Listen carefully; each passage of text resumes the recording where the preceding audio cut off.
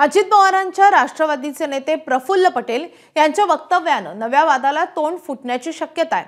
कुणीही स्वतःला बाहुबली समजत असेल तर आम्ही अनेक बाहुबलींना निवडून दिलंय असं ते म्हणाले। तर निवडणुकीमध्ये पैसे लागतात आणि लोक पैसे घेतात, पण मत द्यायचं त्यालाच देतात असंही पटेल म्हणाले।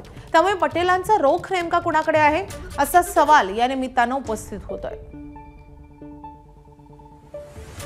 पण सक्षम हो, इतरांनी आपली चिंता करावी लागेल। आपल्याला इतरांची चिंता करण्यापेक्षा कोणी समजू नका की कोणी बाहुबली आहे आणि म्हणून ते निवडून येणार आहे, की कोणी काय आहे। किती बाहुबली लोकांना आम्ही निवडून दिलेलं आहे मागच्या काळामध्ये हे आम्हाला माहित आहे। कोणी काही असा विचार करू नका की कोणाच्याच म्हणजे काय ठीक आहे, दोन पैसे आणि पैसेमुळे नुसते निवडणूक पैसे माध्यम आहे, जरूर लागतात। पैशाच्यामुळे कोणी समजत असेल की मी निवडूनच आलो असं अजिबात होत नाही।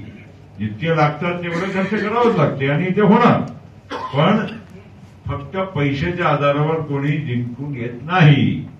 लोक पैसे घेतात आणि वोट दुसऱ्यांना ज्यांना जिथे द्यायचे असते तिथे बरोबर देतात। समजने वाले को इशारा काफी है। म्हणून आता जास्त काय बोलायचं नाही आहे, आता कामाला लागा। दरम्यान प्रफुल्ल पटेल यांनी केलेल्या वक्तव्यावर मुख्यमंत्री देवेंद्र फडणवीस आणि खासदार सुप्रिया सुळेंनी नेमकी काय प्रतिक्रिया दिली आहे ते देखील पाहूयात। प्रफुल्ल पटेल असं म्हटलंय की कुणी स्वतःला बाहुबली असं समजू नये, आम्ही अनेकांना निवडून आणलंय।